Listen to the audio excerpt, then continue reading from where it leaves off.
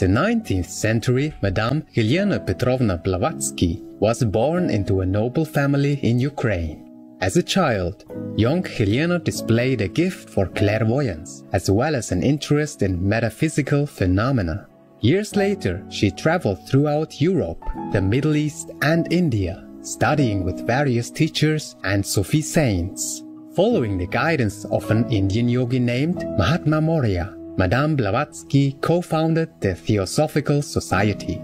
Theosophy, meaning divine wisdom, refers to knowledge that comes through spiritual experience rather than intellectual understanding alone. The Theosophical Society is dedicated to uplifting humanity through a realization of the oneness of life and the wisdom underlying all religions.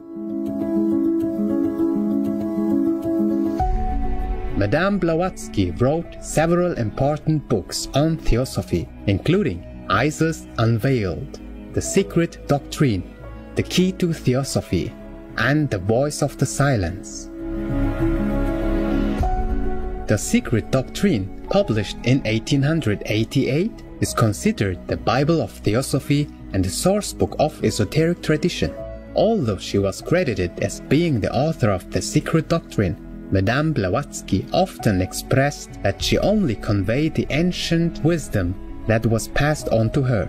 The true authors of the work were her teachers, the Mahatmas, or great souls, who were the guardians of the secret wisdom of the ages.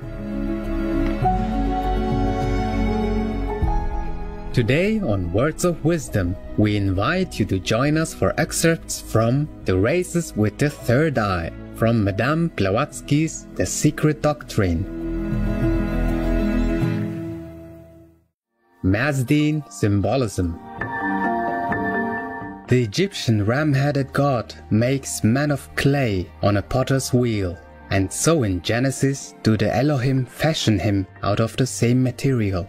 When the maker of the material world, Ahura Mazda, is asked, furthermore, what is to give light to the Vara which Yima made, he is told that there are uncreated lights and created lights, and that there, in Ariana Vago, where Vara is built, the stars, the moon, and the sun are only once a year seen to rise and set, and the year seems only as a day and night, a clear reference to the land of the gods, or the now polar regions. Moreover, another hint is contained in this verse, a distinct allusion to the uncreated lights which enlighten man within his principles. Otherwise, no sense or reason could be found in Ahura Mazda's answer, which is forthwith followed by verse 41, saying that every 40th year to every couple hermaphrodite, two are born, a male and female, the latter being a distinct echo of the secret doctrine of a stanza which says, at the expiration of every 40 annual suns, at the end of every 40th day, the double one becomes 4, male and female in one, in the first and second and the third. Which is clear, since every sun meant a whole year, the latter being composed of one day then, as in the Arctic Circle it is now composed of 6 months. According to the old teaching, the axis of the Earth gradually changes its inclination to the ecliptic, and at the period referred to, this inclination was such that a polar day lasted during the whole period of the Earth's revolution about the Sun, when a kind of twilight of very short duration intervened, after which the polar land resumed its position directly under the solar rays. This may be contrary to astronomy as now taught and understood, but who can say that changes in the motion of the Earth, which do not take place now, did not occur millions of years back? Angels called birds. Returning once more to the statement that Vara meant the man of the 4th round as much as the earth of those days, the moon, and even Noah's Ark, if one will so have it, this is again shown in the dialogue between Ahura Mazda and Zarathustra. Thus when the latter asks, O maker of the material world, thou Holy One, Who is he who brought the law of Mazda into the vara which Yima made? Ahura Mazda answered, It was the bird Karshipta, O holy Zarathustra. The bird Karshipta dwells in the heavens. Were he living on the earth, he would be king of birds. He brought into the vara of Yima and recites the Avesta in the language of birds. This again is an allegory and a symbol misunderstood by the Orientalists only, who see in this bird an incarnation of lightning, and say its song was often thought to be the utterance of a god and a revelation, and whatnot.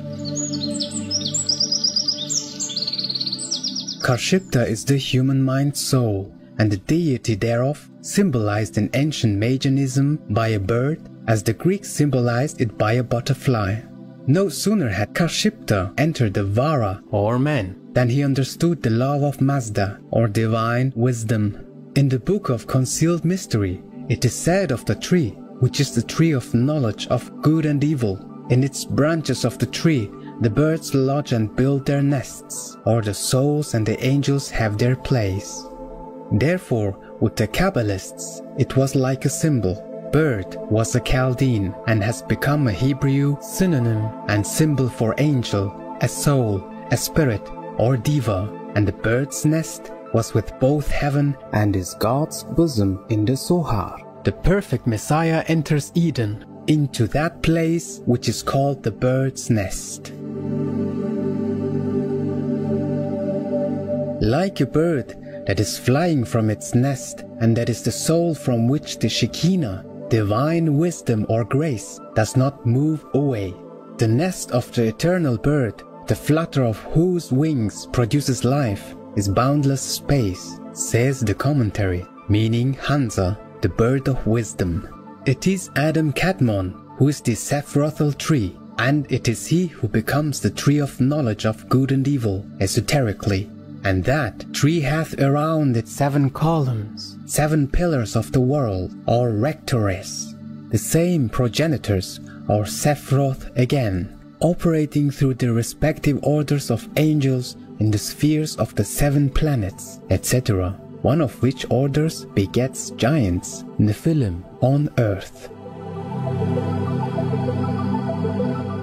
It was the belief of entire antiquity, pagan and Christian, that the earliest mankind was a race of giants. Certain excavations in America, in mounds and in caves, have already yielded in isolated cases groups of skeletons of 9 and 12 feet high. These belong to tribes of the early 5th race, now degenerated to an average size of between 5 and 6 feet.